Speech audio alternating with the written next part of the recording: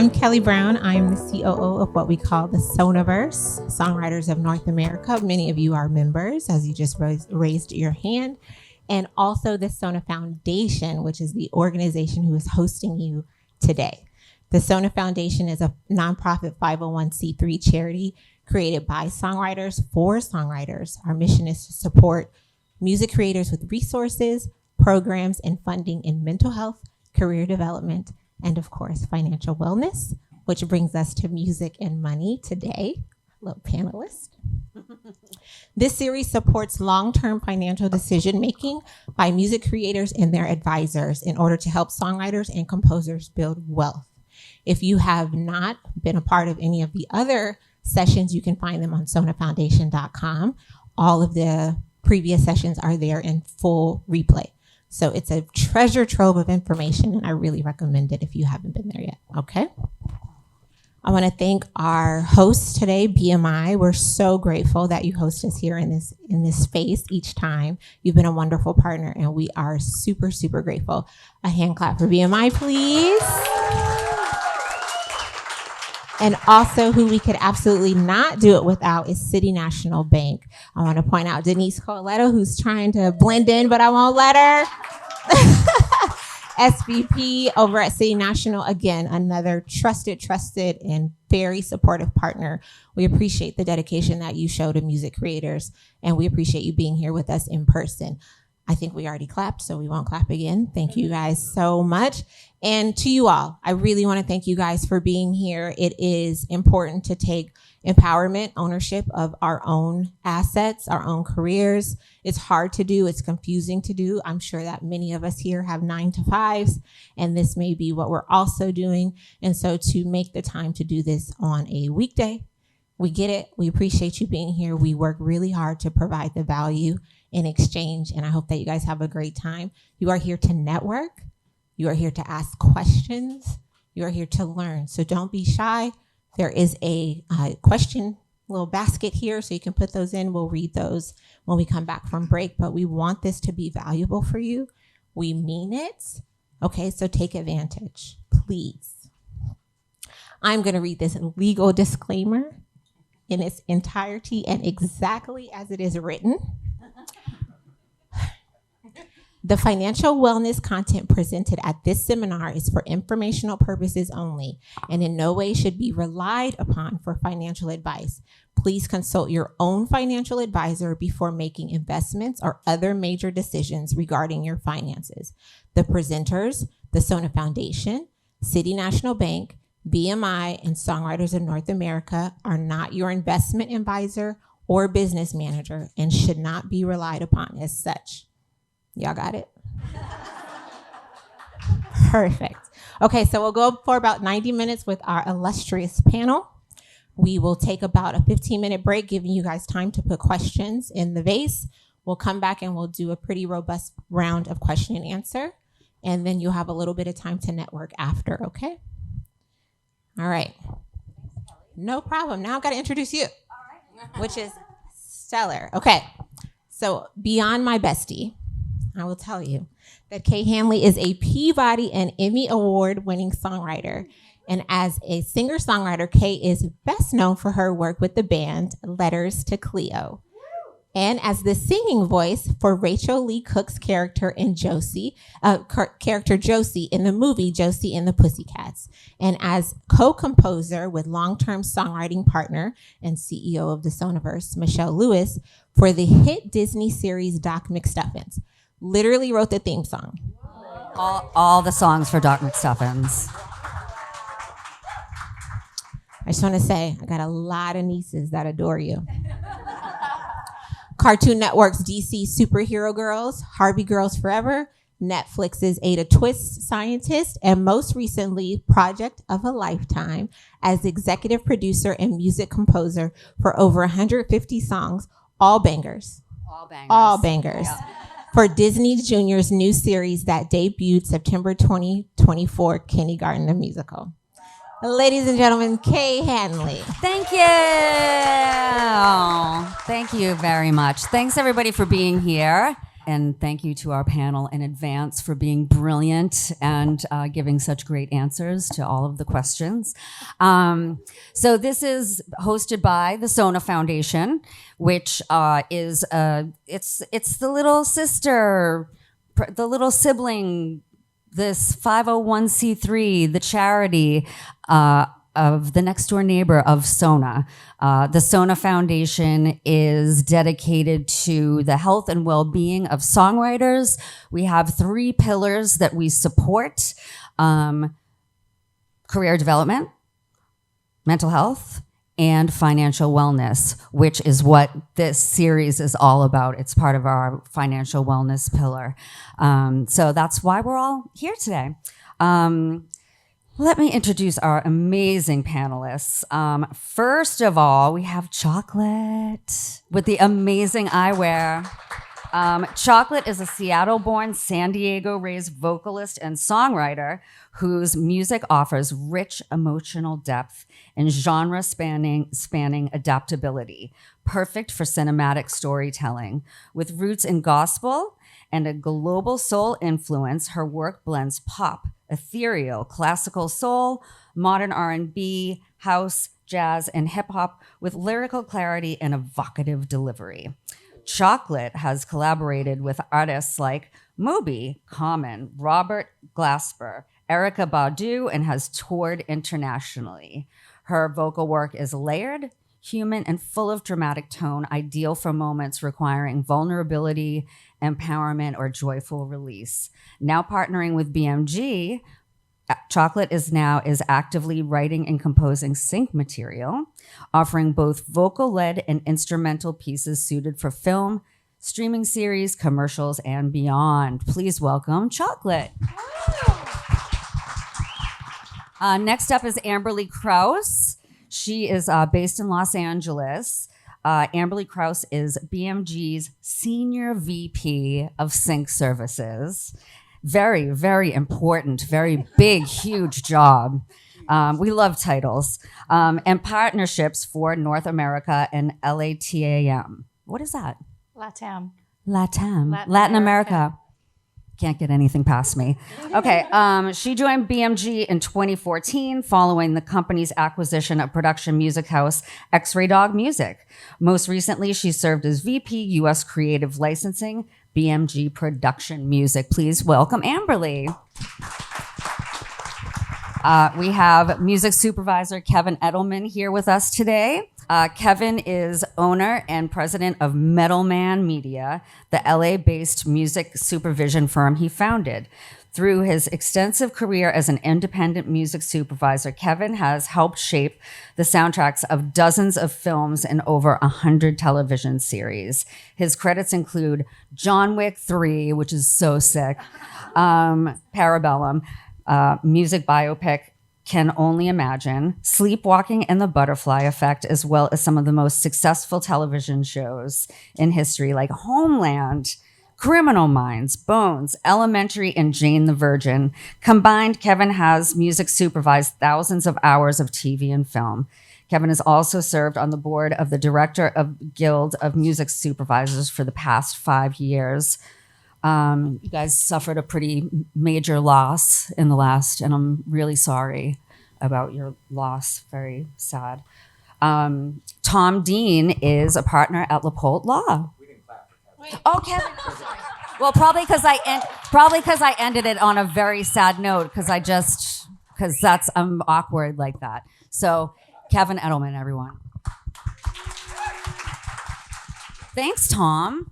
And now Tom Dean, who's very polite and cares about others, which is weird for a lawyer. Just kidding.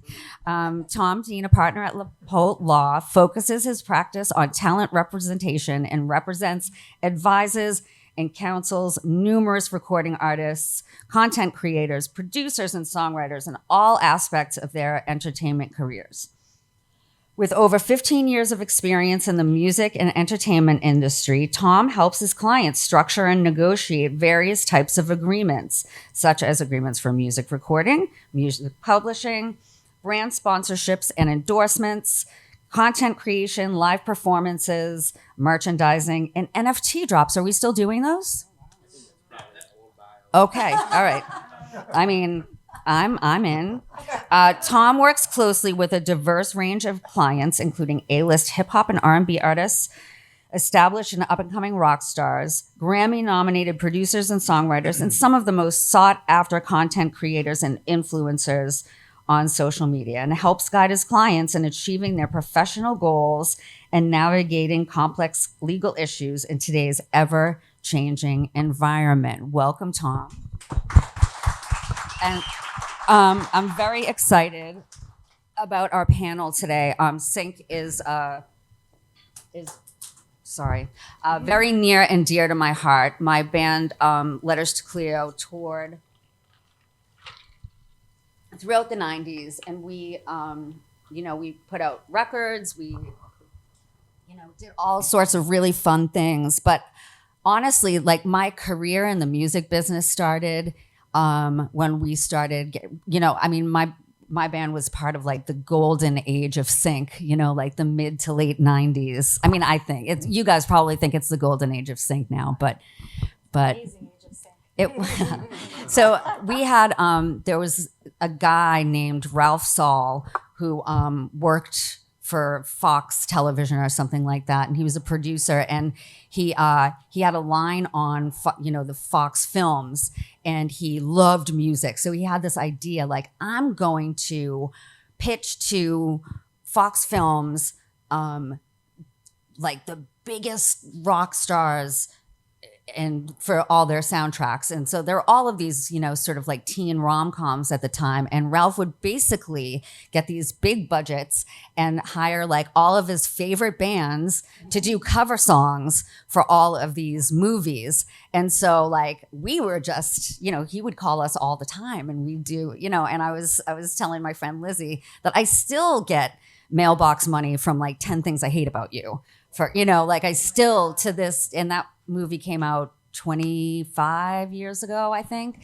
So like sync is not just, and just for like a little context, I still have not seen a dime from album sales for Letters to Cleo, like literally not a dime. So it's like sync was the thing that helped me pay the bills and keep the lights on when I wasn't, touring or whatever the case may be. So that is my experience. I have a deep love for this world, and also just really, respect anyone who is trying to do this work, because it's hard work, it's great work, but it's work that pays us. So we're gonna kick things off with you, Kevin, if that's okay. All right. So this is a softball, really. So no, it's not. It's hard, actually. What are syncable songs, and how do you find the right songs for your projects? Easy. I got this. So syncable songs. Hi, everyone. Syncable songs mean something different depending on what you're syncing them to, but for the most part, if you're going to generalize syncable songs, there are obviously themes that can apply to a lot of different stories. They're produced in a way that it's going to play well along with picture, and I think that's a skill set, and it's also an art. Producing music that actually works for sync. There are a lot of artists that think their music is very syncable, but when you actually put it to picture, it just cuts through, or it just doesn't, it clashes with the picture. So that's part of our job, is deciphering that, figuring out what music is going to help tell the story, what music is going to add to the storytelling process, and what music is going to work in the context of visuals and audio. Sometimes the music has to serve dialogue. It has to serve other parts of a film or TV show. If it's not featured solely, if it's not a big montage with just the music playing, it has to work with all the other elements. So that's, again, on a case by case, what makes a song syncable. The other thing that makes a song syncable, when you get into like the business dealings of it all, is making the licensing process on it clean and easy. So a song can be great for TV, great for film, and there's 12 writers and 3 samples. And that's not very syncable. So that kind of like disqualifies it from the syncable column. So I look at all of those things when I'm looking at a song or an artist or a track or whatever I'm listening to for a particular project. I'm looking at all of the pieces that make up this piece of music, because I have to look at it from a creative point of view first. What's going to work? What's going to serve the picture best? But can I deliver it? Is this something that I'm going to be able to give the director and come through and make a deal? Or is it something we're going to get hung up in the deal making because there were 8 people in the room and everyone got 5% and 3 of them we can't track down? So those are some of the elements. Yeah. And so that's great. I hadn't thought of that second bit about like administratively impossible to sync. And so keep it simple, guys. So do you find yourself going to the same pool of, artists and writers a lot, or are you always on the lookout for new artists, new sounds, new songs? How do you find people? I would say primarily we go to the same pool of labels, publishers, managers. Okay. So you're going to like the clearinghouse rather than directly to artists for the most part. Right. Okay. For the most part, only because now I do have direct, relationships directly with artists, writers, but it's hard to manage because there's only so much time in the day. So a lot of it has to get funneled through the publisher, the sync rep, the label, the manager, all of those reps that kind of make sure we get the music that's clearable, that's also creatively on point for us. So we find music a lot of different ways. I'm always open to music. Like when I get something, it's hard to get a click when you're cold calling, sending music, because there's just so much coming at music supervisors. So if somebody sends me music and I get an email or an approach that you can tell they know what they're talking about, and you can tell it's professional and it's laid out in a way that it might be a stylistically something that could be useful for one of your projects. I'll click it open. I'll see what it is. I'll see, but it's, so you're saying that everyone here can email you directly. Yes. Did I say that? So but it's very rare that I see something that catches my eye like that I know is worth opening, because it has to all line up. It has to be something creatively that's in the wheelhouse of something I'm working on, and it has to be laid out in a way where I can tell they've got it buttoned up. They know what they're doing. And we all know what it's like for someone to be like, "Hey, listen to my band." Yeah. And we're all like, I mean, I listen. I have to do that for just producers that I work with. My niece's band, take a listen, or I have to, I do that a lot for as favors, just to make sure that it's in. You never know. I'm always like, to me, you never know where great music is going to come from. And I'm not closed off to the idea that it could come from anywhere.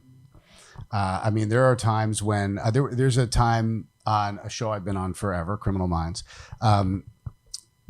where one of the producers / director's daughter, they put one of her songs in the show. I'm like, oh boy, here we go. Right.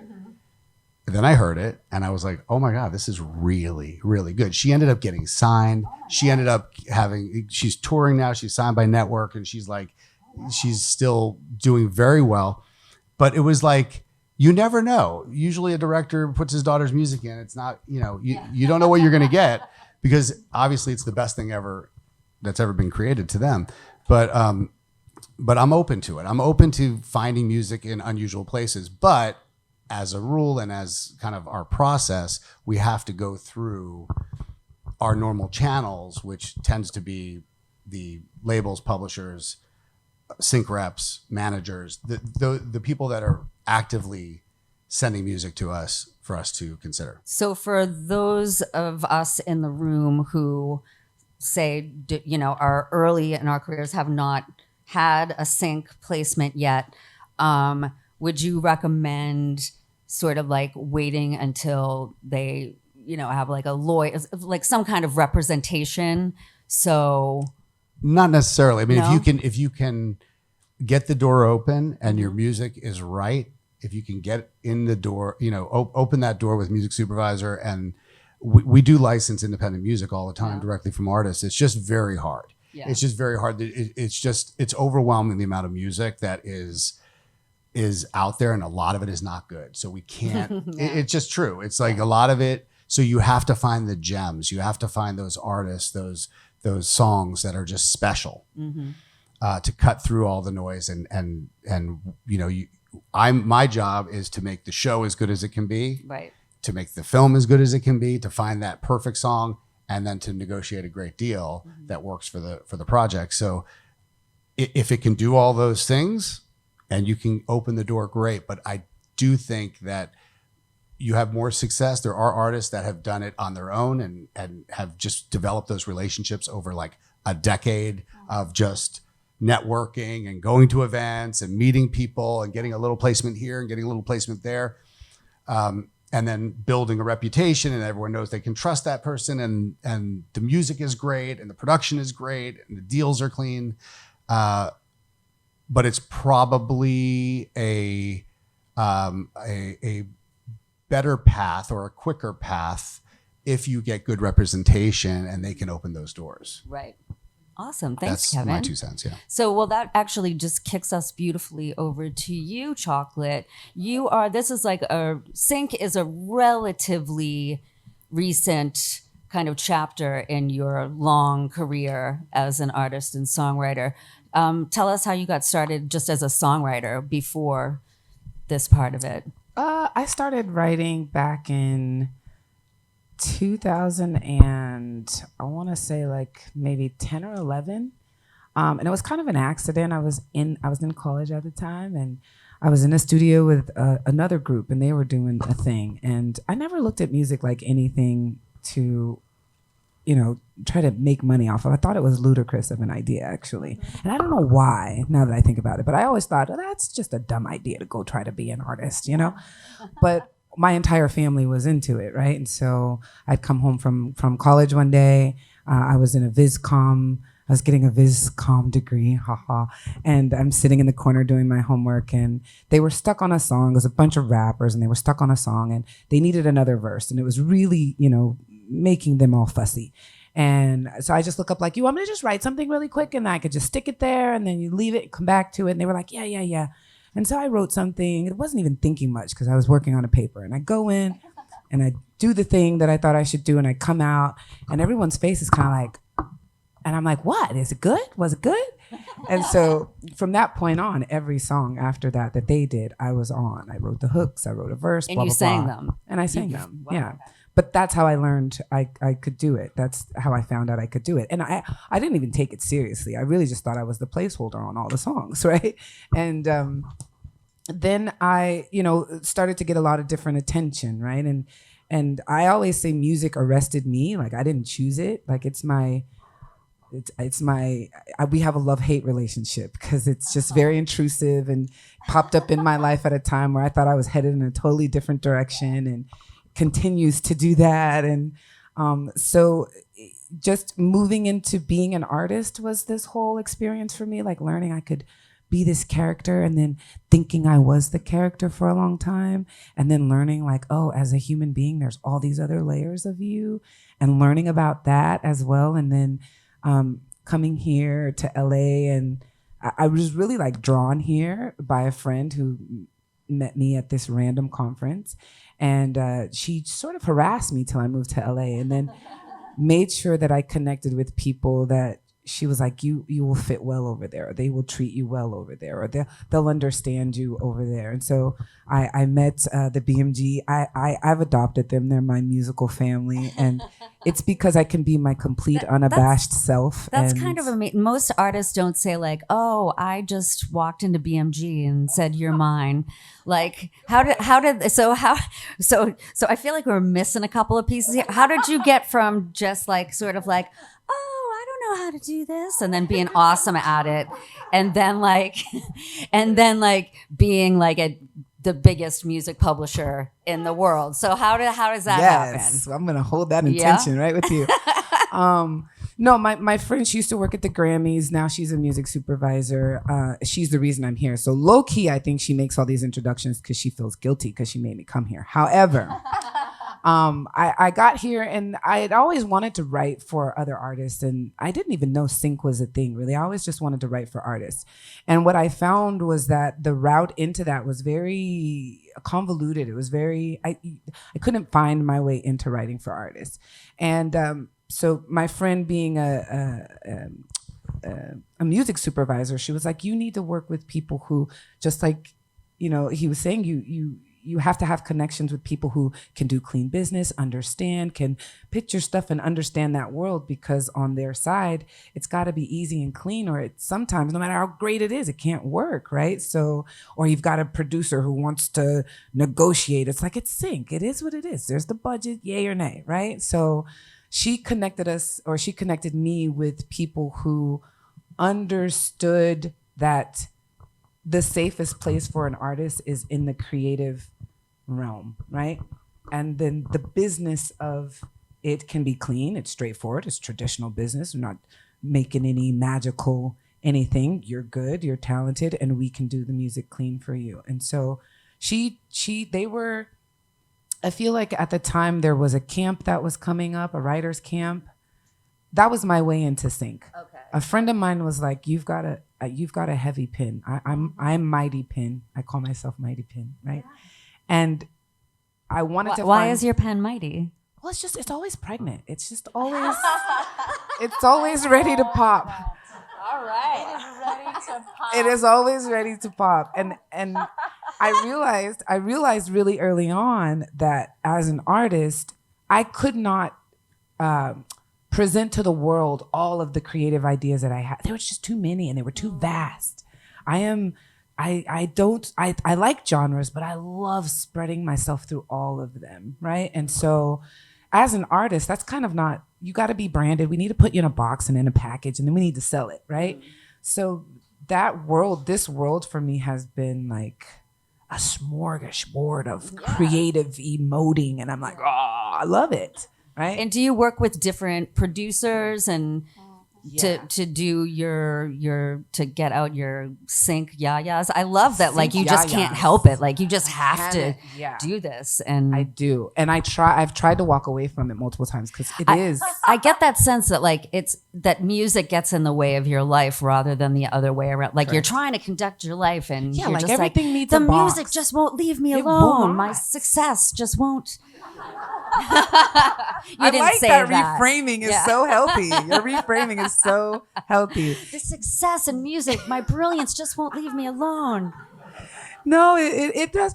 Creativity sort of haunts you as an artist, right? And to find ways that you can, because you got to be an adult too. You got to grow up. You got to have health insurance. You got to do all the things, right? So to find a way to put music, I have OCD. Music does not abide by my rules, right? So I've had to find ways that it can fit and not disrupt my nervous system and make me be depressed and make me be like not being healthy with my body because I need to be skinny or I need to be this or that. And sync is that. Sync is like my favorite story. You asked a question. Yes.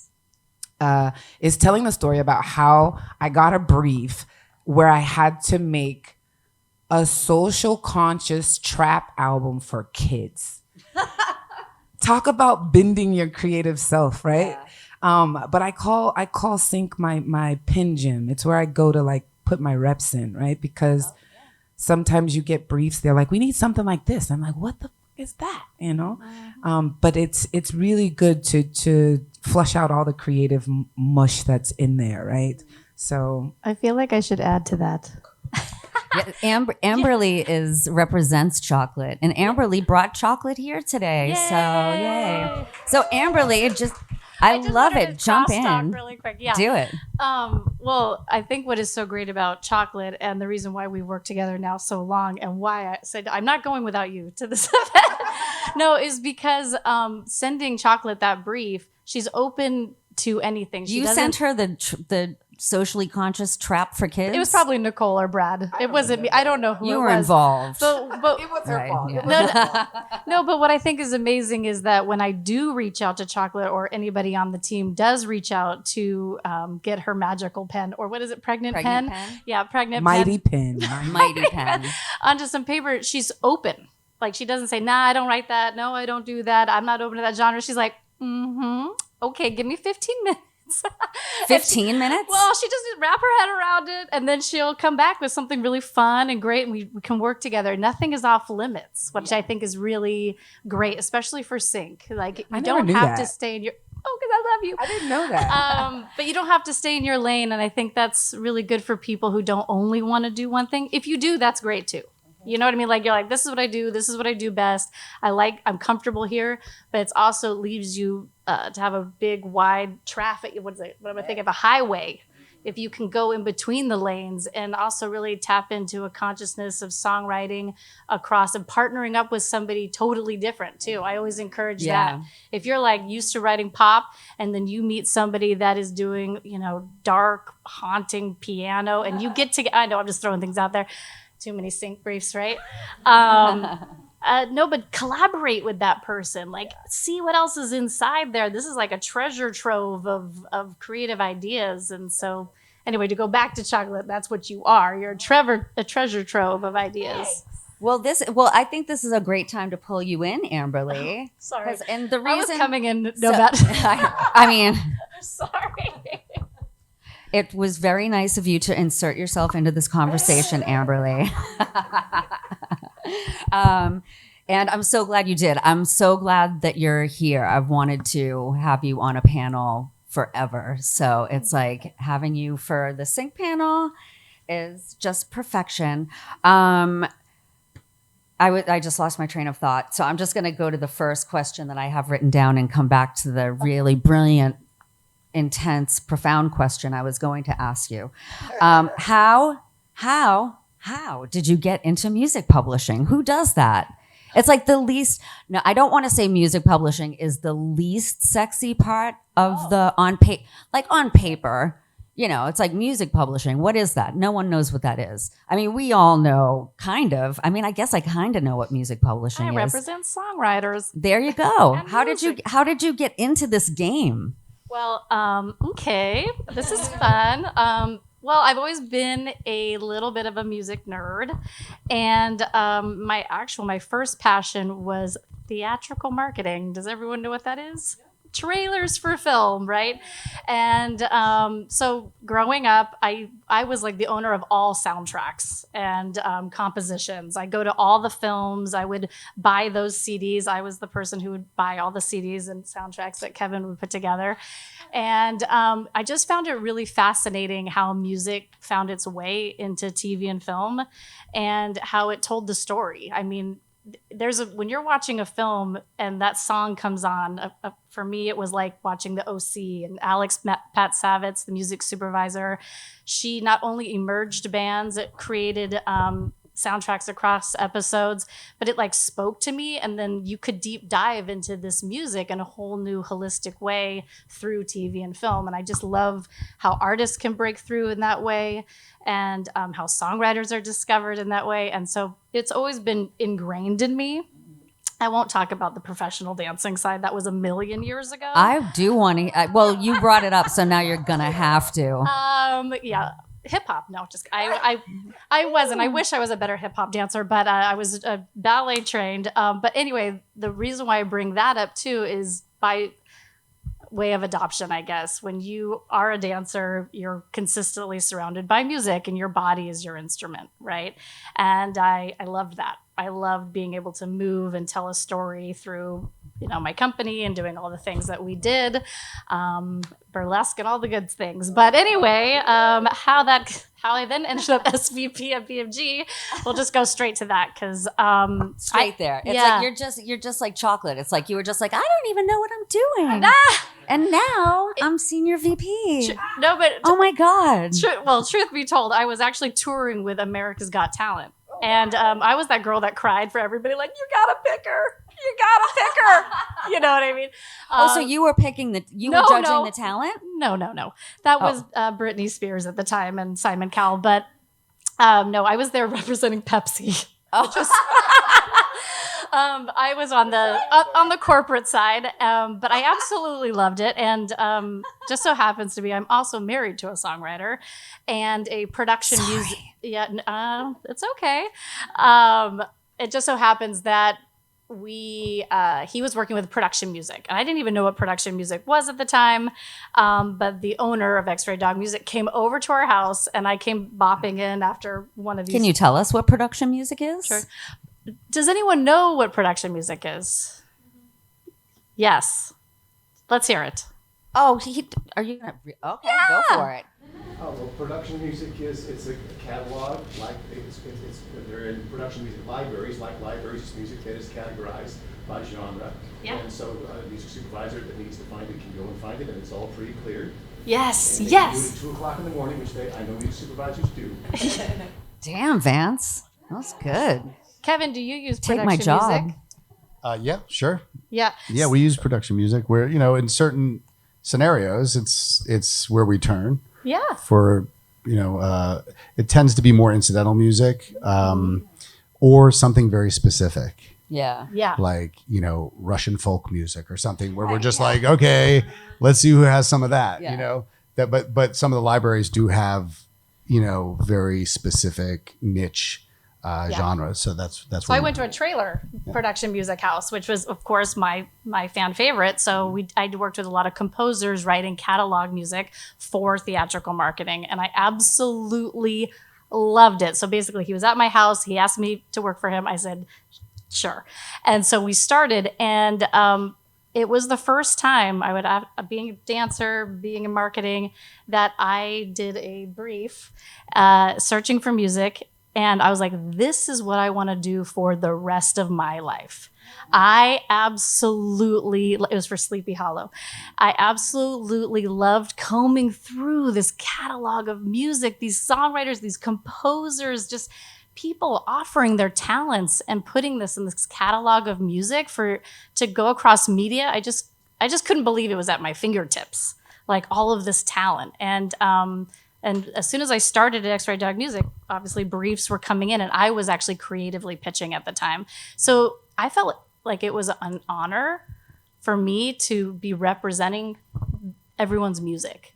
And the time I got my first sync, I mean, like seeing it in the theater playing, I was like, I did that. This is why I love you, Amberly, because she is as psyched as the artist. Like, I don't know many executives in the music business who are so fucking stoked about at all times about music, not about just like finding the perfect combination of music to picture and like, can you believe we are doing this? It's like you're so, it's just like it's very enchanting that you are you all contribute to that enchantment. and that you think songwriters are magic. I do. Like, you really love songwriters. Yes. And we love you. So tell us about the role of the music publisher in terms of sync licensing. Right. Oh. Yeah, no, that's it. Yeah? Yeah. Okay. Well, we represent your music, your catalog of music. So we are the percentage of the side of the contract. Like, I feel like I should be throwing this to Tom, not like from me, but I am the publisher. And then I want you to without Tom, we don't get paid. But that is what's great about coming, like what Kevin said, about finding your home, like what Choklate said about finding that publisher or that boutique sync house or somebody that is going to represent you in the honorable way that you deserve, and to make sure that all of your rights are covered and all those writing splits are written down, and so that when you do sync and get a license, that all the money flows to the right place. That's what we want to make sure happens.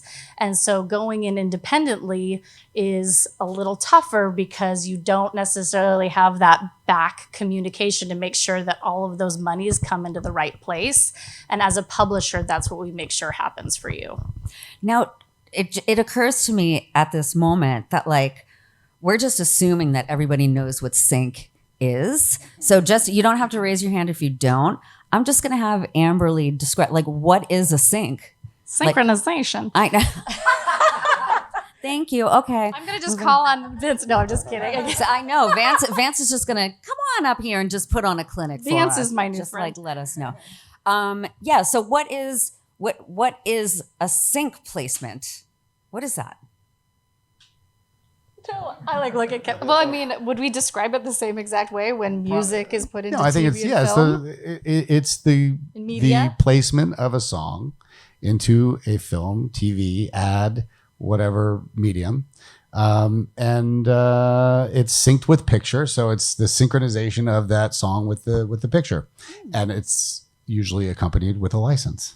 Yes, Can I add a little bit more to that? please. Because it's broadcast and non-broadcast. So something to know too. If your song, there is many ways you can sync your song into something. A live event that Okay, no now one you're else getting is- into Tom's territory. Oh, sorry. But this is like just yeah, Tom's seriously. going to talk about this thoroughly, but there is just I'm so not going to many. talk about this at all. I love how you just threw it to Tom though. Basically, that's This what is your happened. Yeah. question.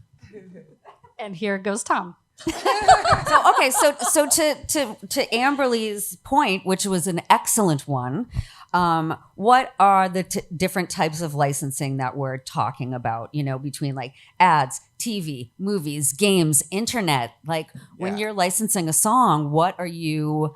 You know, are the parameters different or? Sure. I mean, I would say anything, syncing anything to an audio visual work, anything that's got picture with it, you know, for broader terms. DOs can look, I mean, listen, we can contract however we want to contract. You can use my song if you buy me lunch today. You know, like that could be a deal, right? That could be a deal. Typically, Don't take that deal. yeah, probably don't unless you're really hungry, I guess. But I guess it depends on the restaurant. But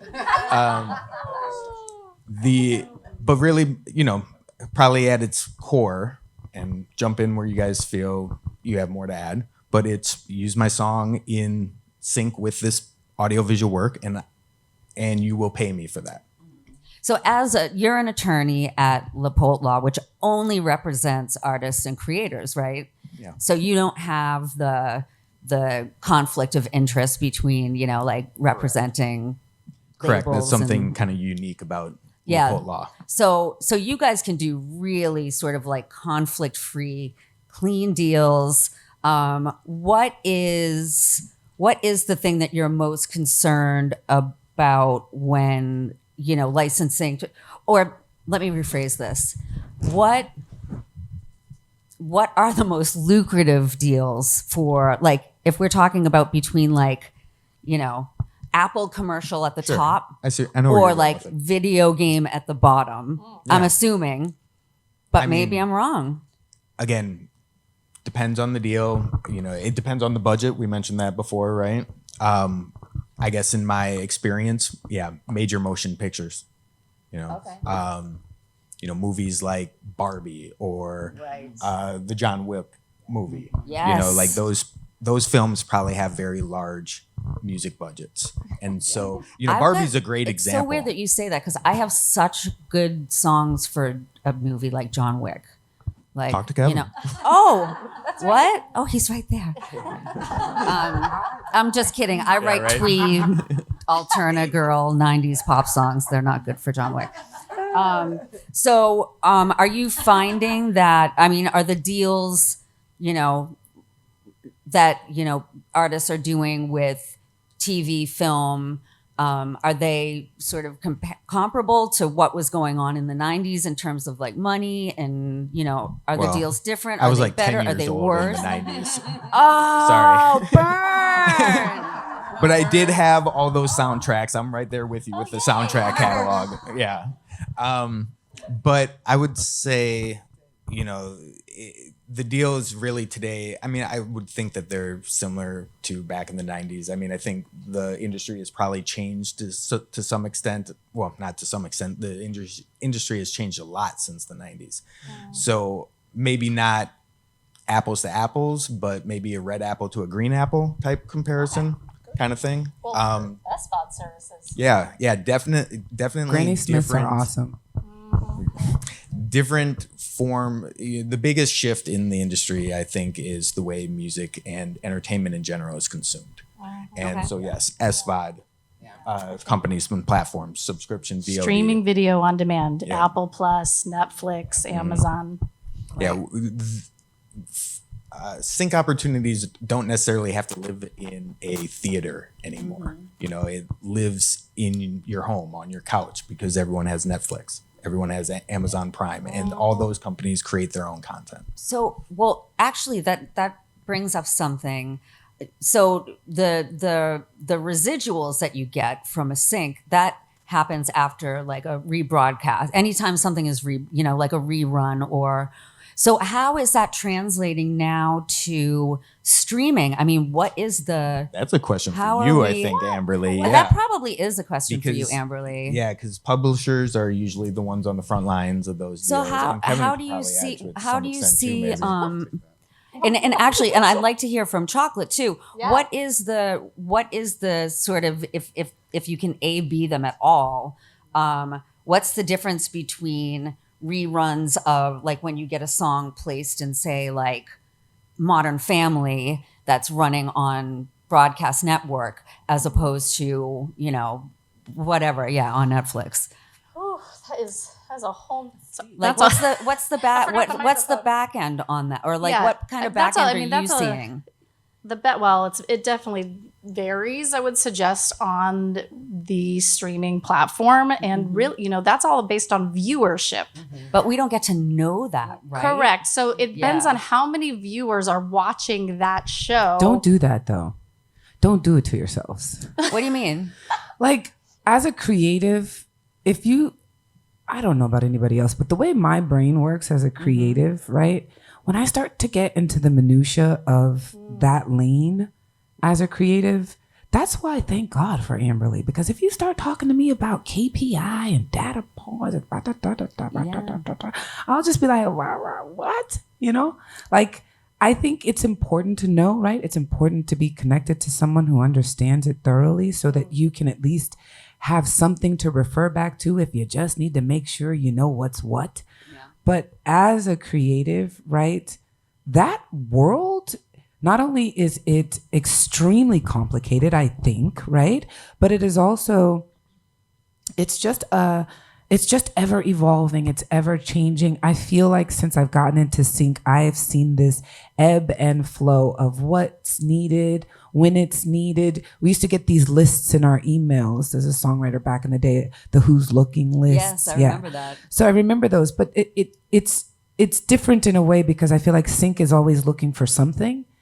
It just seems like they're not entirely sure what the something is until they're right there in the moment looking for it. Yes. But you just want to make sure that your song is registered with a Performing Rights Society. Yeah. So whether it's BMI... or BMG. No. BMI, ASCAP, GAMA, CSAC, Performing Rights Society. You want to make sure that if you all of your works are properly registered with, and that is the way that when Kevin puts your song into one of the films or shows, etc., it will hit the cue sheet. Right? That's what they'll do. They'll put it onto the cue sheet, and the cue sheet then gets reported to the Performing Rights Societies. And that's how you will get the royalties in the mail. So definitely, and I bet you can go a little bit further into that. I mean, that's the gist. Everything has to be registered. We have to have the correct writer publishing information to put on cue sheets. And whatever the back end is, I mean, I'm not a music publisher. the back end is not what it used to be. Like network television paid way better than streaming. Whatever it is, you want to make sure you're getting the full value out of your placement. You want to make sure you're registered properly, and that whatever back end is due gets paid. Right. So that's key, that the cue sheets are correct, and that this is all part of having the business side of things buttoned up. Right. You know. And so does everybody here is everyone here registered with the PRO? Everyone? Perfect. Okay, good. And every single song you make, you just take your butt on your little platform. Yeah. What do they call those things? Your dashboard. You go in your dashboard and you make sure your song is registered. Yeah. So that if Amberly does randomly call you like, hey, do you have some Russian folk? And you happen to have it, you're not having to go back and make sure it's on there now. I do have this one, but you know. So even if it's a song that you created with someone that it doesn't have a home yet, right? Just always make sure you're uploading those songs. If you create it and it's done and it's complete and it's mixed to your liking and it's mastered and you could send it to somebody and they could use it, it needs to be registered properly first. I think that's Tom too, right? That like, as much as you have good friends and they're like, let's write a song together. Okay. Say it into the phone, write it down on a napkin, do something, lock it in. Or better yet, show up to your session with a split sheet and write down. There's free templates on the internet. Free templates. Write down And who's no in one's the gonna get room, offended. what the title of the song is, agree on the split. I mean, my personal philosophy is like, if you're in the room contributing, you know, it's like write a word, take a third kind of thing. That's my philosophy. Doesn't need to be yours. But make sure that the title, who's there, what the split is, everyone's PRO. If you've got at least that much, that's good. Way ahead. Yeah. That is one of you're way ahead. That is one of the biggest headaches Yeah. I deal with on a day-to-day basis. Yeah. I'm in the middle of it with multiple songs. People just come into the room, they say they contributed, no one else knows whether or not they did. You know, and now there's issues about who should be credited, who should be cut in on publishing, etc. And so how do you decide if a song is, if you've got a huge song by one of your big artists that's about to be synced, and then all of a sudden people come out of the woodwork saying like, I co-wrote that. I That mean, situation sucks. Yeah. So what do you do? There's And you're the one who really has to deal with it. one answer to that. I mean, you get the writers, the people who have the issue talking. I think that let them sort it out, right? Yeah. You know, because otherwise it's just telephone. It's me saying to another lawyer, well, so-and-so said they did X, Y, and Z. And then being like, no, well, I talked to someone else and they said ABC. And, you know, it just becomes a mess. Let them talk, figure it out. And I mean, I would say this, listen, if it's a big sync, you know, it's better to get a smaller piece of a big pie than a big piece of a small pie. No pie. Exactly, or no pie. So it might be worth just saying, you know what, I don't agree that this guy should be cut in, but 10, 5, 10, 15%, you know, or, you know, you guys figure it out. Or you guys just say, screw it, throw away the opportunity and go about your days. Right. And that is a heartbreaker. Yeah. And it can And all be so- avoided with a split sheet. So Exactly. to that point, how to the sort of like the short-term dollars to long-term gain, you know, a lot of, you know, usually the first offer is terrible and you negotiate and, you know, try and get those numbers up. I do, it turns out. Thank you. So how do you decide for a client, if a client gets an offer, you know that it's a low ball deal, but like, let's just say it's for, you know, an indie film that doesn't have a big budget, you know, your artist usually gets more. How do you decide whether to like take the lower money for the opportunity or to walk away? Sure. Like, I'm sure you see this all the time. Again, no one answer, right? It's going to depend on the situation. It's going to depend on the artist, the writers, you know, it's going to depend on everything.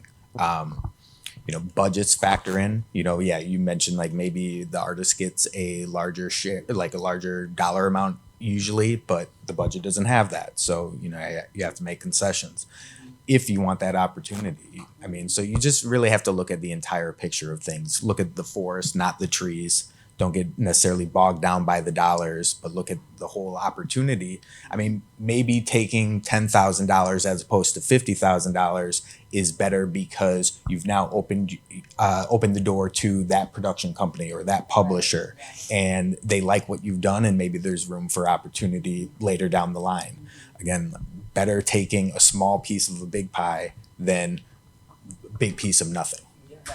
Yes. To that point, we just did a deal almost exactly to your example, your numbers, for a big artist that would normally get a lot more, but he's just releasing an album, and they wanted the opportunity to do this track for our show, so they did it for a lot less. I mean, it's all, every opportunity, whether it's sync, whether it's performing, like in this case, there are an array of factors that go into whether it makes sense for both sides. There are some times when, you'll pay triple for a song because it has to be that song. And there are other times when they'll say no to $1 million because it's porn. Right. or something like Or that. something. Yeah, right. There's no $1 million I was like, wait, in there's porn, porn by the way. sinks? I've had a client turn down $1 million publishing deal because he didn't like the publisher, like the people Wow. and he took substantially less because he wanted to work with this other company. Like I it mean, happens. what? And he sleeps fine at night. I- You know? Wait. In a camper, but Right. No, not in the camper. He's doing very well for himself. I think to double click on what Tom just said, though, it is really important to have a relationship with your publisher, someone that knows you and knows what your values are and what, one of the first questions we ask from a songwriter or from the artist that's singing the song or whatnot is, what do you believe in? What do you do? Where do you want to see your music? What are your passions? When you wrote this song, where did you see it licensing or landing or syncing? Was it you were, Criminal Minds? Were you watching Criminal Minds one night and thought, this is what I'm going to write for right now? Or were you, what was your dream behind it? And you have to share that with the people that are your circle. And Choklate and I talk about this all the time. It is my job and my responsibility when I get briefs from Kevin to comb through that and go, oh, I know exactly, I have the right tracks for this. They're going to be super excited about it. And so I just want to tie that personal piece in, like someone walking away from $1 million deal, that happens because maybe the word on the street is this person's not a good person. They're not looking out. I don't know who that person was, but hopefully it wasn't anybody I know. But I really want to know who that person, who could be shitty enough to make you walk away from $1 million? yeah, All money ain't good money. A very special Yeah. person. I definitely want to keep that in mind. I just want to piggyback on that. I think as we're talking about this, right, there's this idea from a creative standpoint oftentimes that you're going to get into music and you're going to make a lot of money. And a good friend of mine, Mr. Glasper, as a matter of fact, he reminds people that do marathons, they don't do marathons because of any other reason than they like to run, right? People that do marathons regularly probably like to run, okay? As singers and songwriters, maybe music is, I feel like as a society, we have to start to tweak our brains about how we think about the industry of music, right? It's gonna take its time, whatever that time is for you individually. Your journey is as individual as your thumbprint, right? And when it hits and yay, right? But if you're in music, hopefully you're really in music because you like music and you just I just want to keep creating. I detach from the idea of the money of it, and I've focused my energies as a human being in other areas to get money so that I can continue to enjoy music. Because the minute as a creative you get wrapped up in the minutia of all these folks' passions, right? You are inevitably going to be distracted within your own passion. And I think the only way that I found some semblance of success in my latest ventures is because I literally detach from the business of it and I really swim in the ocean of creative possibilities. And then I let the people that I trust, that I have a good relationship with, who care about me as a human being and also really respect my artistry, right, do the other parts, right? So in that is a really strong suggestion and encouragement to connect meaningfully with human beings that you won't mind doing business with. Are you going to take everybody home for Thanksgiving dinner? No. Are you going to love everybody you work with? No. Are you going to get on perfectly with every person you try something with in the business of music? No. Don't be a dick. Be kind to everyone in the same ways, because you just should, right? And try to make meaningful connections with people that don't rely on the business of music, because that's when really cool opportunities come up that you didn't even think were coming, right? I realize now that the experience I'm having that is so cool and it's its own version of success is because I've got some relationships with some good folks where when I leave their presence, my nervous system is still at baseline. That's what matters to me. I don't need my heart beating out of my chest and my back of my neck, my hair standing up, sweating all because I'm in this place with these people that like, it's like, okay, Kev's cool. I hope Kev stays cool. But if we meet down in the elevator and Kev's a dick, I don't want to do business with Kev, right? And that's Ain't just gonna happen. On a human level, on a cellular level. Elevator's if you just broken. see people as good human beings, right? And you try to connect with people meaningfully, right? Beyond what the possibility are, then oftentimes more than what you thought is possible is what lands in your lap. I feel like that's the smartest way to, like, if you just look at the money, man, you're going to be miserable really early on for a long while. Most times you're going to put more into it than you get out of it at first. Connect meaningfully, create honestly, be open, and stay the journey. Connect with good people, keep good people, right? Don't be a dick. Don't be a dick. Kevin Unless is you awesome, really by the way. have to. Kevin is not a dick. So you said some things that I would like to just billboard for a sec. One of the ideas that I really like that you brought is the idea of, like, it's okay to, I mean, I feel like in the 90s, I was willfully ignorant about the business, that, like, if you knew anything about the business, then that was like, then you weren't a real artist. I don't think that's true either. But like, it's okay to not have a mind for business. And I think what you were saying is, like, don't just save your collaboration for your art. It's like, find, you know, your attorney, your manager, your bookkeeper, your the people that From you're doing meaningful business relationships, from, yeah. people, and allow people who are good at these things, whose values seem to align with yours, do business with them. So delegate well. Really. Because I think in the world we live in now, we think we're supposed to actually do it all.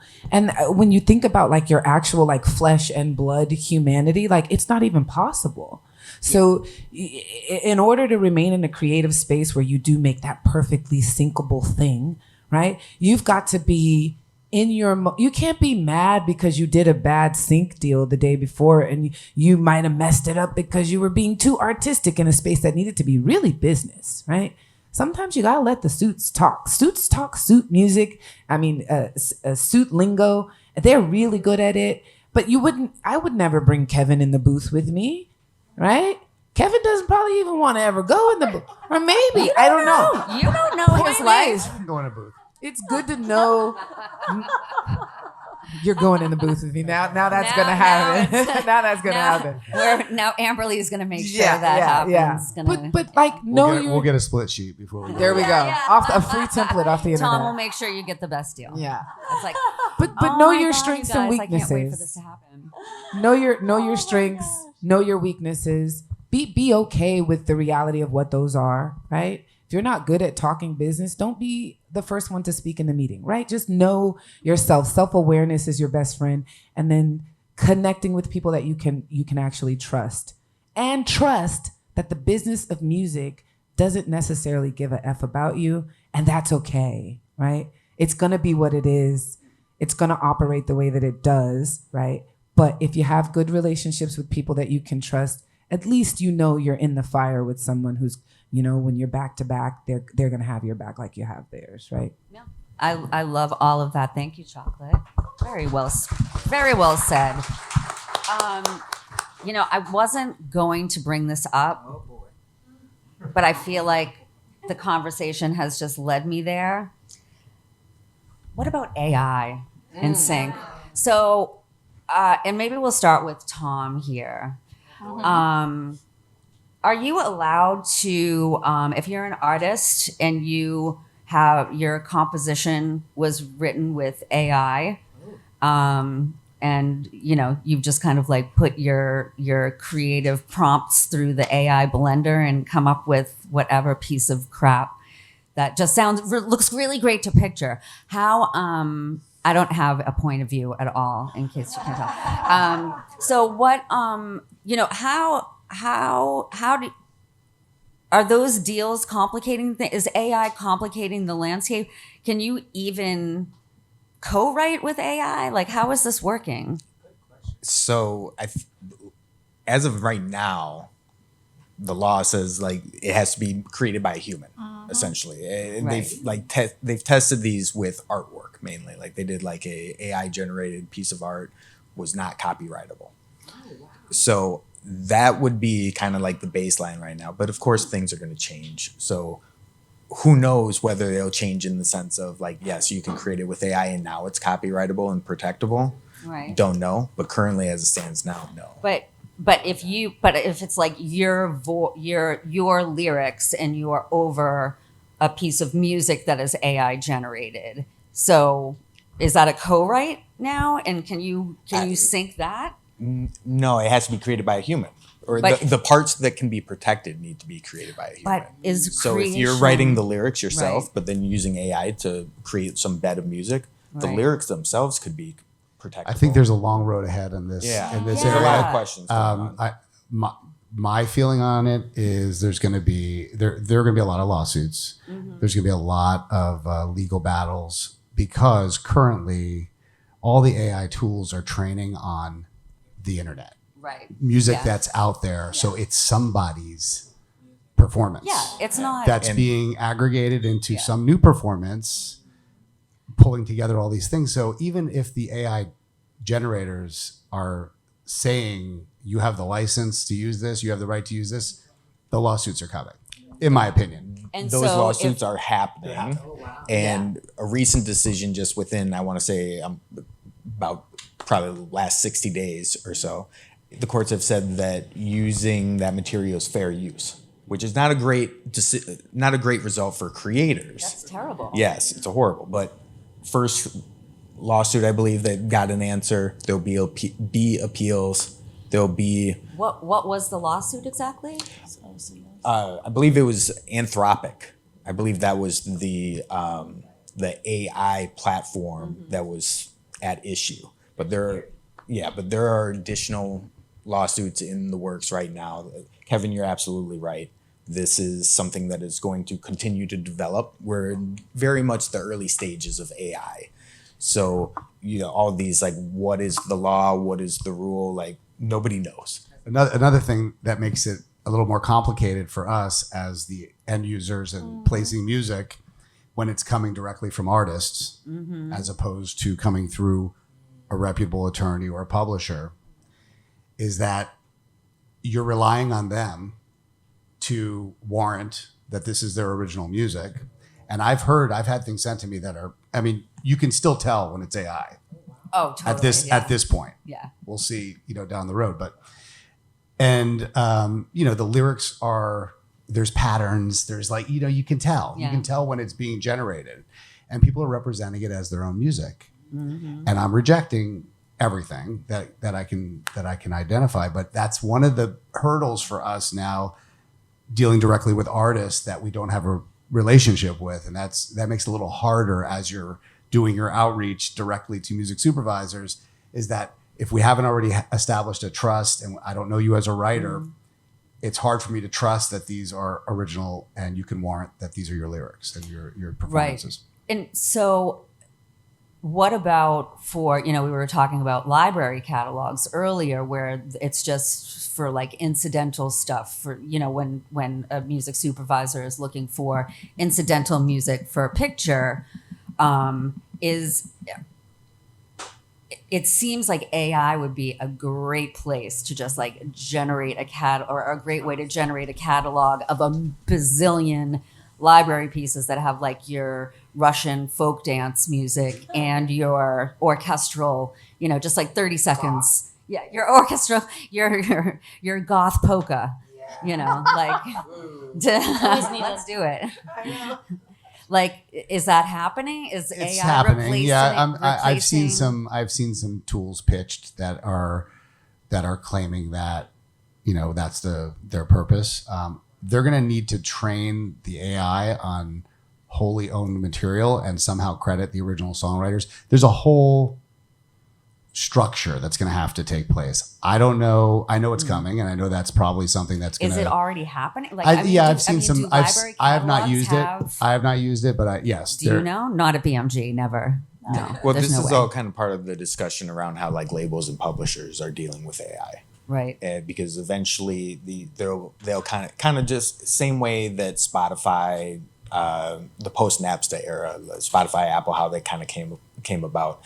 The labels will find some platforms that are going to be the leaders in the industry. They'll ideally create a licensing deal where they will license their rights to their sound recordings and their compositions to the platform to train its model, and then it'll be a functioning business. It'll be a new revenue. Potential, I guess, sure. I don't know. This is a question from me to Tom, because I don't think you can register AI works with the PRO societies. With the Copyright Office. Correct. Yeah, I mean that's what we were saying earlier. Yeah. If you So, need yeah. a PRO registration to sync into TV and film, you would have to make sure that otherwise you'd create a AI track, but you would never see any money from it. So. Or if you are, if you are a music supervisor who is known for, it would just be like, Abe, I pay you for this music and then I put it and I just make a deal with you. So, and maybe, I don't know. But this is neither here nor there. I'm really letting this conversation get away from us because it is interesting. We just have a little bit more time for this conversation before we take a break. Is there anything that I've missed in this? Is there anything that this audience needs to know about sync and about like getting their music placed in TV and film? I think we should double click just really quickly, right down to the songwriter. What is syncable songs? I loved that first question. And can you say, Kevin, what are some main themes in songwriting that you would say? I know what we have suggestions at BMG where we said, stick to non-love, like not, Non-romantic love is Yes. a very yes, because that could be between brothers, or it could be friends, or it could be. So these are all I've done panels over the years, and this part of it has never changed. Never change. Because it's human emotion. Yeah. And it's broad human emotion. So like the broad human emotions that you can use in the most types of scenes are non-romantic love, themes of coming home, themes of overcoming something, obstacles, those are like universal themes. They're very broad, and sometimes the songwriters will try to be right on the nose with it. It's always better when it's nuanced, and you get the essence of that theme without saying, I overcame a big hurdle. It's. See, you do want to You want me in there. Saying be a good artist. Be a good Be a artist. good artist. Be a creative, creative. artist that is if you're writing for sync and you're staying within certain lines because you want it to be syncable, you can go outside the lines a little bit. Make it interesting. Way better than on the down nose. the middle. Yeah. Yeah, I think the best, if I were a creative, I'd need to hear it like remain abstract, right? So as painters, you've got the paintings that are really a very specific thing, right? And then you've got the paintings that are like Van Gogh. They're just a bunch of like this abstract idea of a thing, right? That can be interpreted all these different kinds of ways. It's the same thing in your lyrics. Can your lyrics be bent in 12 different ways, right? So just kind of like, that's why I enjoy the ones where you're smashing so many different perspectives into an idea or into a brief, because to speak to all those different things, you can't be married to one, right? So in your creativity as a writer, you tend to hone in on, oh, this song is about so-and-so. The song is about everything all the time at the same time.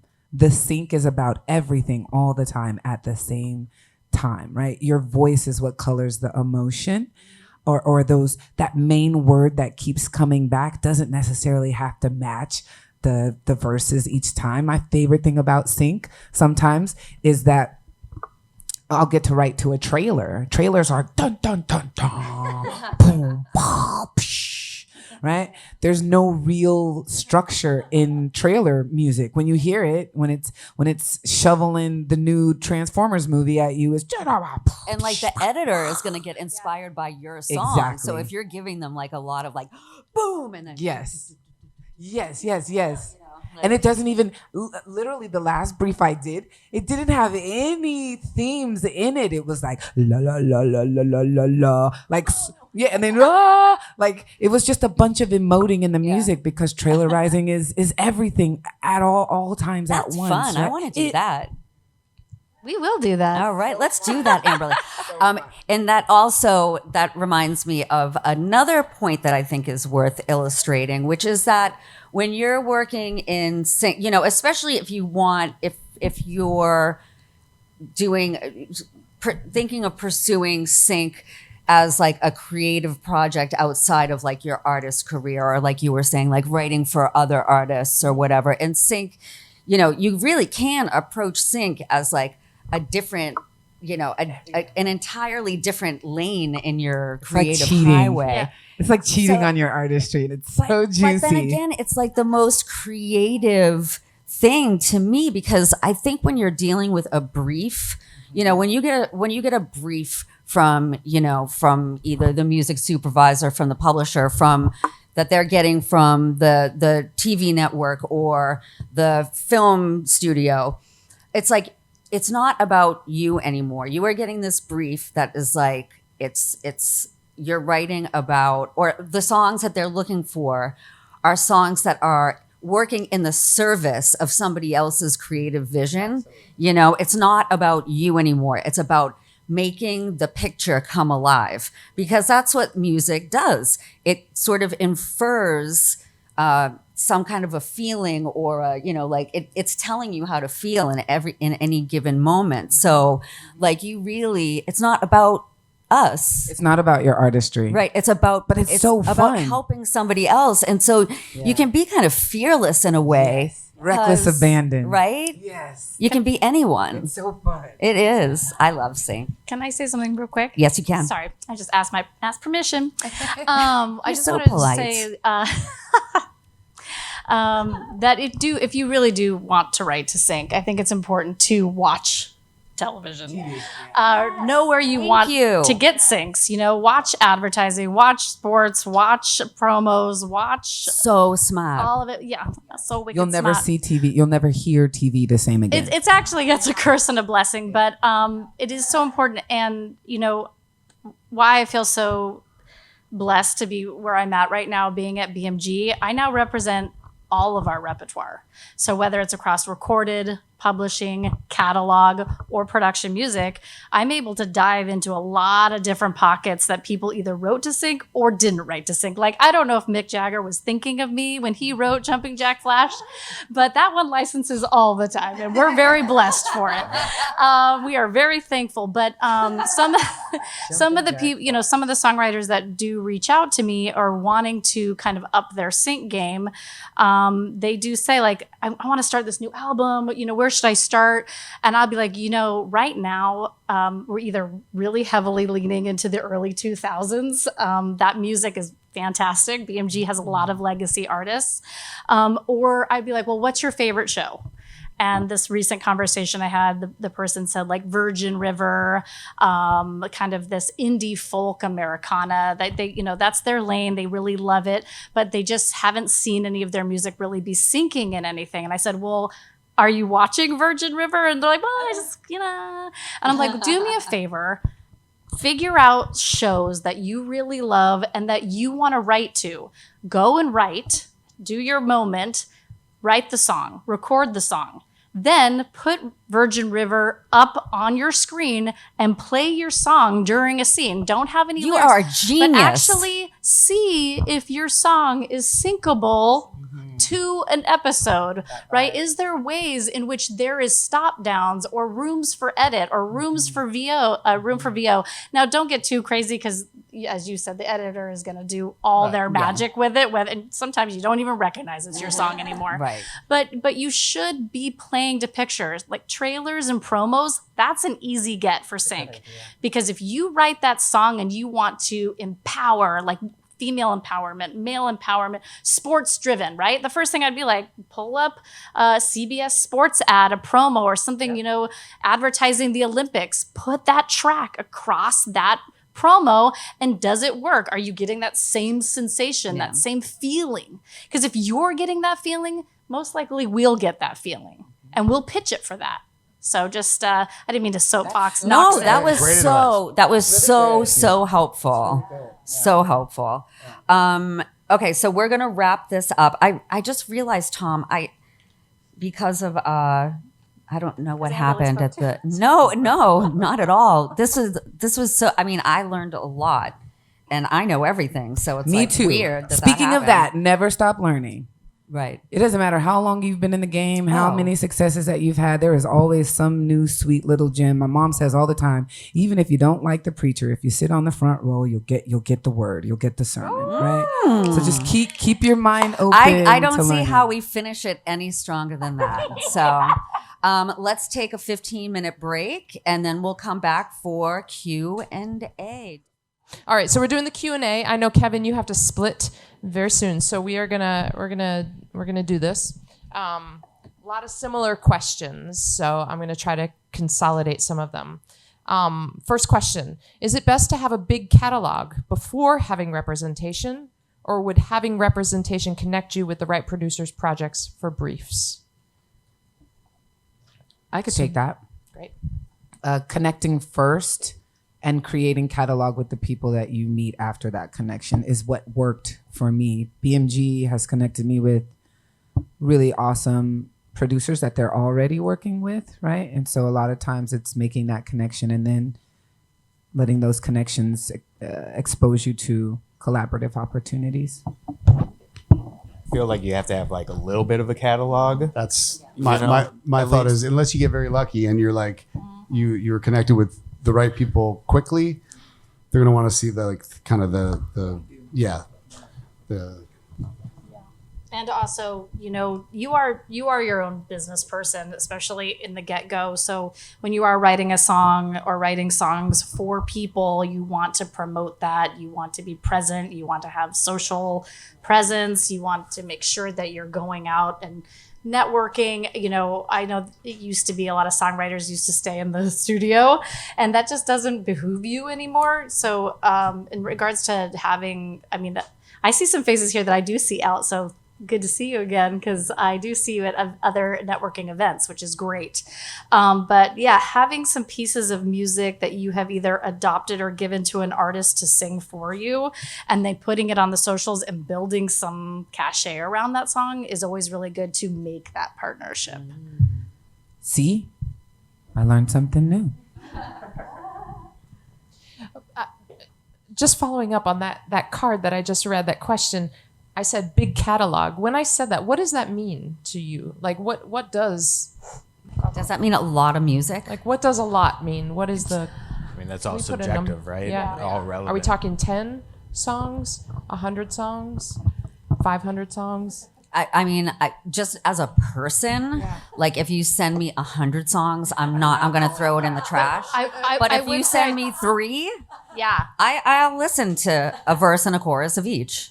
But I would say if you span across genre, then it is good to like pick your top 2 across genre. It really depends on what you're And going also, for. if you have your own unique sound that is, you can always adapt later once you make the connections. But I mean, for me personally, like, I was I still kind of am a one trick pony, but like, it's a good trick. I'm not saying anything about my tricks, but like, like I'm not that, I was as an artist not extremely versatile, but it turned out that like it was a sound that some people were like, hey, that's cool. And that just getting the door open with my own sound, allowed me to move into, other parts of, getting syncs with other genres that I really enjoy writing. I think something that would be really valuable for those of you who are creatives is to work with people who are going to trust when you bring opportunities to the table. Because if that catalog you're creating, when they said catalog, I thought grocery store, right? You go in the grocery store, you go up and down the aisles, library, right? Maybe you don't have that many songs. I had a ton of songs that I couldn't license and sync because they were with tons of people who maybe just didn't have as good business acumen, or just their business was a little wonky, or maybe they just weren't interested, or it wasn't enough money, blah, blah, blah.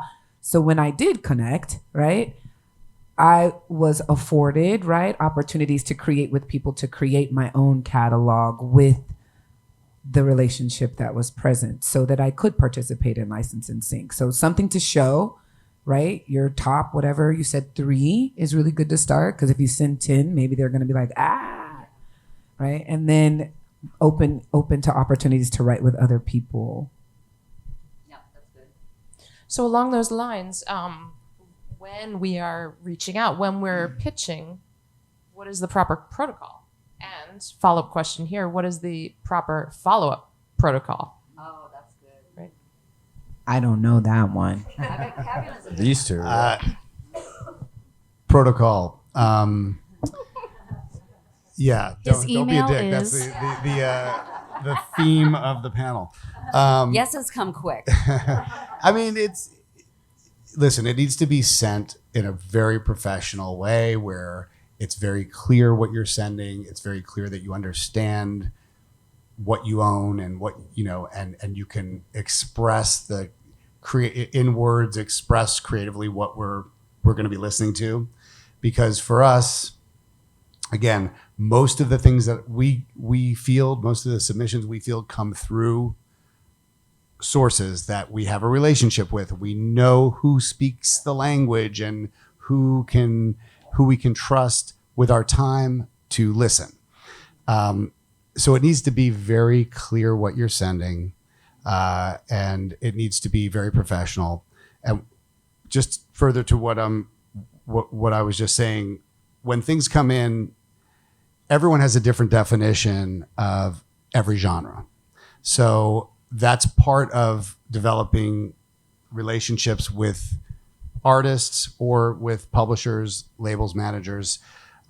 They know what you mean when you say, I need some high energy EDM or something, whatever. Let's just like it. You'd be shocked by what we get if we say, let's, can I get some high energy EDM? And there's like ballads coming in. You're like, what? How do you, but everyone. He just listens to it. He won't want EDM anymore. Yeah, exactly. That is exactly it. There are electronic elements to this song. So so that's part of the problem we have, or the hurdle with having direct relationship with artists and getting music submitted directly by artists. Everyone has a different definition, and that's why we rely primarily on these amazing people in the business that understand what we're looking for when we say we need high energy EDM. Yeah. Ariel's vetting. I was vetting and then I Dun, just lost dun, my... dun, dun, I can speak just really quickly to submissions because I think people want to know about submissions. So submitting to a music publisher looks like, well, it's pretty difficult. I'll say that. Probably the strongly encouraged would be to write with other writers that are already affiliated with that publisher. There you go. That's it. And that already, yeah. Mic drop. And Yeah. I don't want to drop it. Production A&Rs music is there. different. You can submit your songs online, and A&R is just totally different across the board. But you want to make sure that when you are submitting, there is like, hello, my name is, I've just completed an album. This is where I see it in sync. Like, it depends on what your motive is behind getting this publisher to recognize it.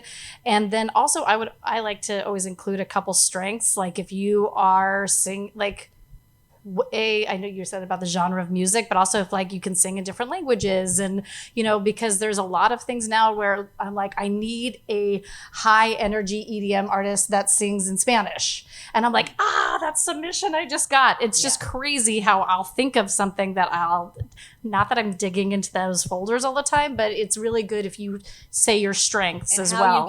How you can differentiate yourself from other, Right.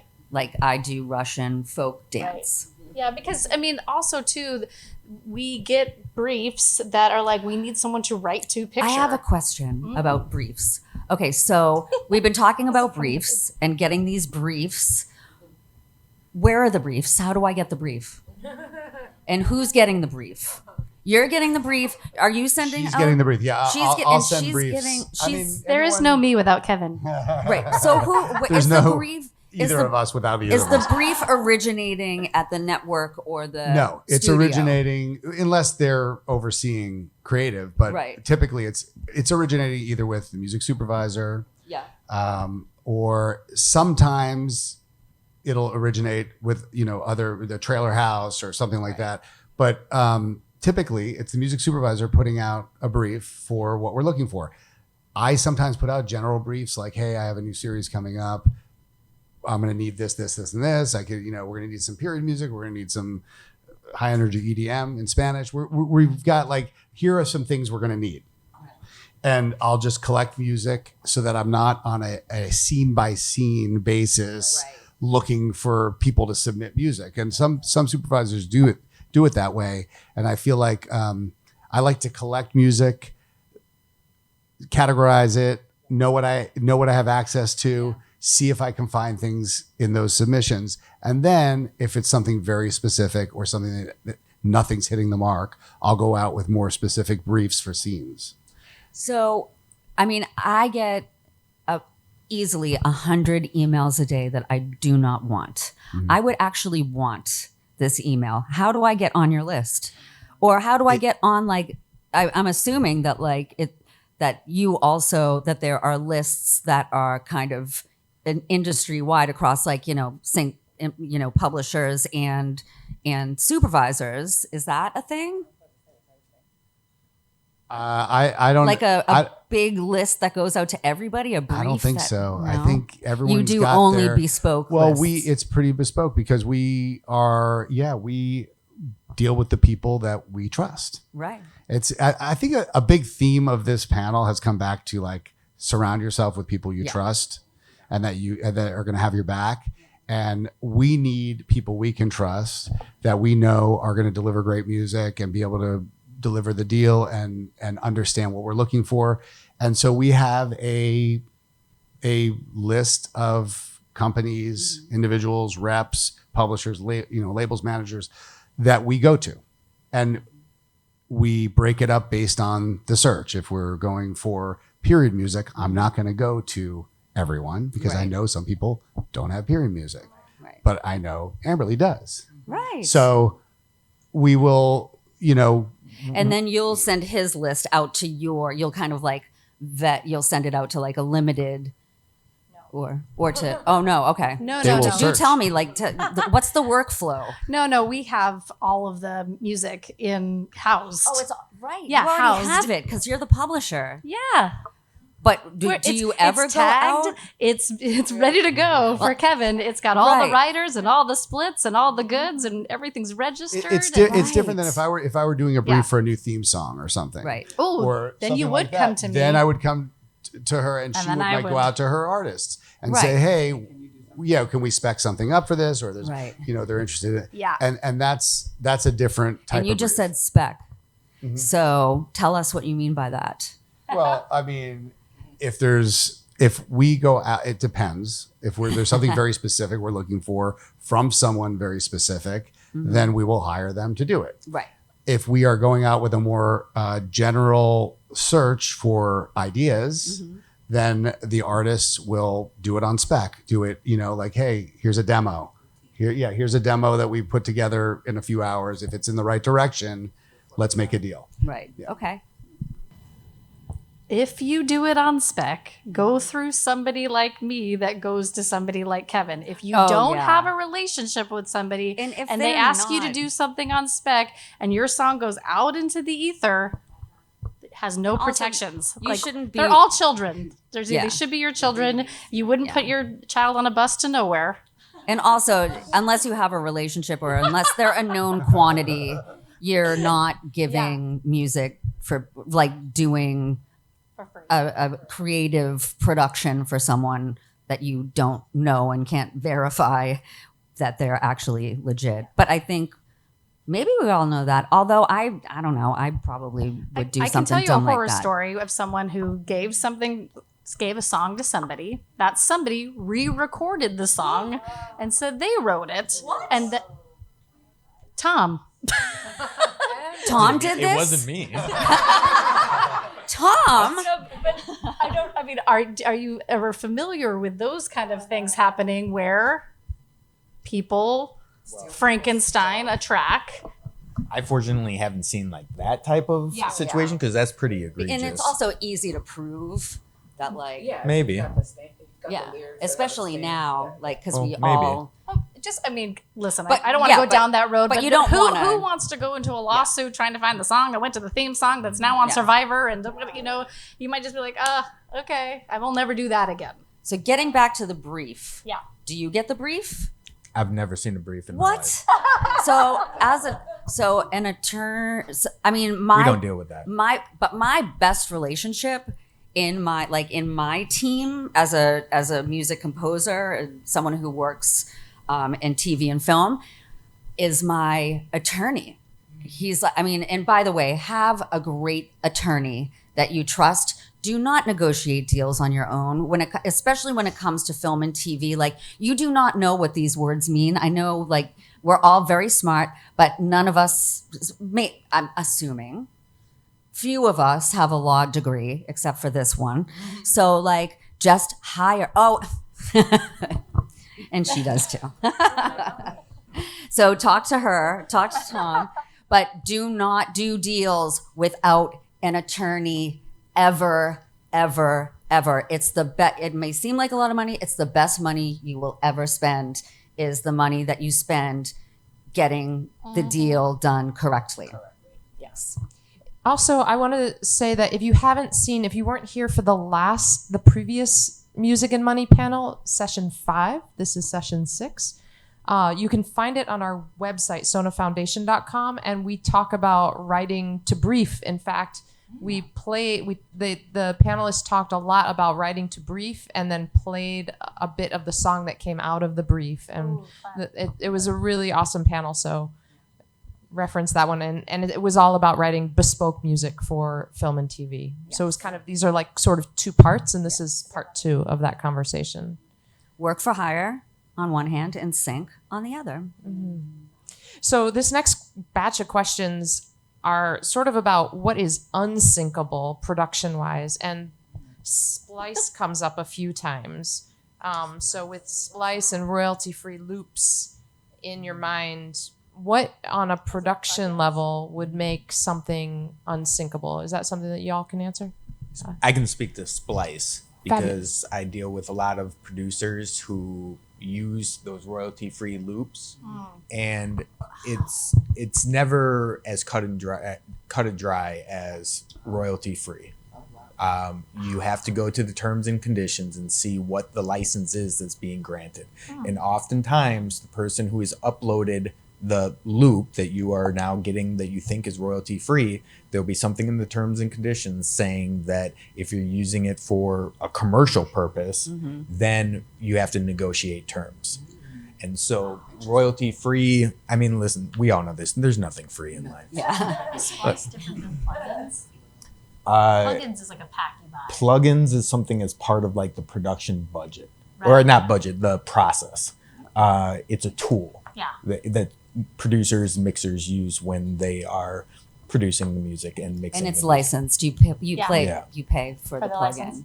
and it's all licensed. Interesting. Anybody else want to answer that? Oh, I was thinking something that, I mean, we did talk earlier about how having a million writers and your choreographer in the splits, and like, you know, because a lot of people, anyway, that makes stuff unsyncable, like when you can't find the writers. And also stuff that like is really like, I was thinking about things that are distracting when you're watching something, like a lot of words. That's why I'm kind of unsyncable. That's from I use a lot of creative words. on the creative end, things that make something. That's more like on the business end. You know, it's unsyncable if you don't have the proper license. On the creative end, noisy tracks are not very syncable because they really do distract. A lot of words, lyrics or vocal tracks that are very cutty, I guess I could say, like that really cut through everything, unless it's a fully featured song. If there's any dialogue playing, the director is going to kick it out. It's just too much. But that's sometimes we'll get like, TV mixes or we'll get stems so we can duck out of those lyrics. So that's overcomeable. Time signature changes in the middle of the song Oh yeah. typically don't work. Typically do don't that work in for life, sync. but not. Typically don't work for sync because it just pulls you out.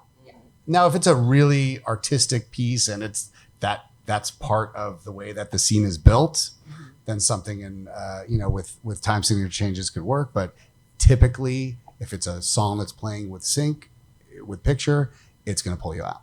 Explicit lyrics without a clean version. No curse words. Not as much anymore, though. With streaming, it's like Right. I'm not even looking for clean versions anymore on all the streaming stuff we But do. if you want your track to be evergreen, like if it, like if you actually want to be in advertising and gaming and this Correct. and Yeah. that, For then you want to but- make a clean version. Correct. For other forms of sync, yeah.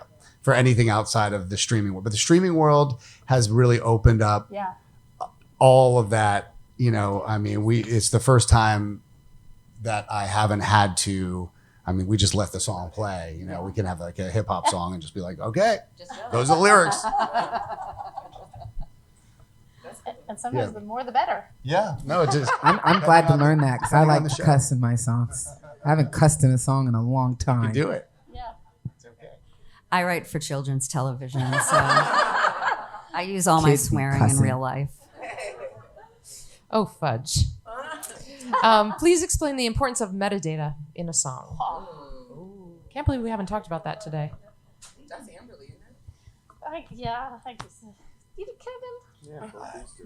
It's both of us. Yeah. It's important on both ends, but for us, it's important because if a song ends up in something and we don't know where it came from, it also helps the search functions. It's all of that.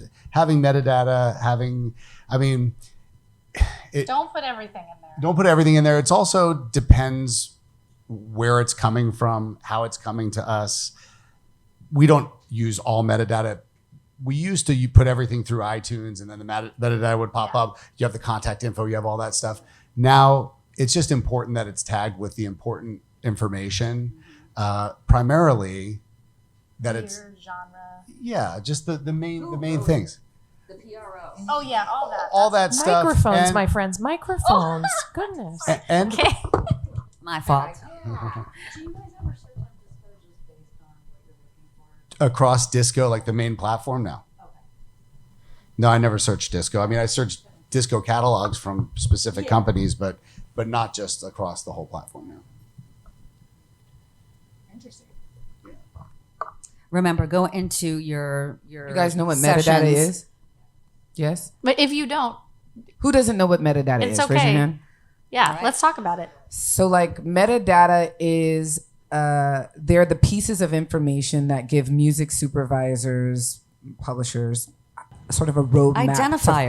find, a roadmap to find your music, right? So if I, similarly to what Kev said earlier, if he's looking for Russian folk and you pop up and you're, you know, a high intensity EDM, right? He's gonna be right? So thus that relationship with a publisher whose metadata matches, so that when I go in, I feel like the thing that is sort of permeating throughout some of the details as artists that we're getting from these folks is time is of the essence. The quicker I can find what I'm looking for and it actually matches what I need, the more I'm gonna wanna, Matches what you need. I'm But- gonna but- keep going toward that, right? On a technical end, though, metadata is basically all this data is embedded in the track. So it's like part of the data of that file. So if you put it into, And there's a lot of identifier numbers in there, like the ISRC, the BPM. Yeah. But your name, who wrote it, the percentage that you own. and honestly, If things are blank, you don't touch it, do you? yeah, I mean, well, it depends. It depends who it came from, but that's probably the biggest one for us. Like all that metadata that's embedded in a track can help us search when we're searching through like a catalog. But and it helps if something's coming in through, you know, a searchable website or something. Layman's terms. All that stuff is helpful. Layman's terms. The eggs are on aisle 8. Well, here's what you're responsible for. You're responsible for your name, your co-writer's name. You are responsible for the percentage of the splits. You're responsible for putting your PRO in. Your PRO will issue the work code, which is what, you know, when you just like send in a demo to your PRO, to BMI. They will assign that code. When you record it in the studio for the master recording, we'll get the recording code, the ISRC. But so you're not responsible for those codes. You don't have to generate those. I mean, you can if you're a dork, but and you have a lot of time on your hands, but like let the people do their jobs. Yeah, let them inhabit their lanes happily. Yay. Yes. Is that helpful? Is that helpful? Yeah. There was another music and money session about metadata too. So you can find that on our Was website. there? There was. Was We were I talking there? about- You were there. You were moderating. Oh, I think it was the second or third one. It great. was a while ago. I was awesome. I think we have time for one more of these questions. And I'm debating which one is more helpful for the group. Okay, what is the common factor of people who consistently land high profile sync placements? I think it's something. There are all the things we touched on today.